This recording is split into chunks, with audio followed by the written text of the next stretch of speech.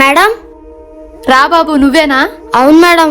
Sir నీ గురించి అంతా చెప్పారు. సార్ ఇంకా రాలేదా మేడం? లేదు, లేట్ అవుతుంది. అవును, నీకు సార్ ఎలా పరిచయం? సిగ్నల్ దగ్గర కార్ తెరిచేటప్పుడు పరిచయం మ్యామ్. కానీ సార్ మాత్రం భలే మంచివాడు మేడం. నాకు పని పుచ్చాను సార్ అని అడిగితే పని ఎందుకు చదువుకో అంటున్నారు.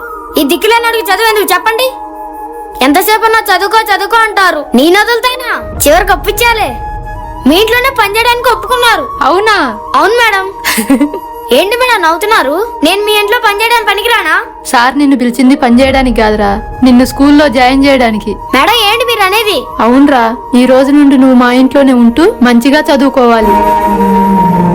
వద్దు మేడం, ఈ అనాథ మీ ఇంట్లో ఉంటే మీ పిల్లలకి నామోషిగా ఉంటుంది. తమ్ముడు మీద నామోషి భావన ఎందుకు వస్తుంది తమ్ముడు?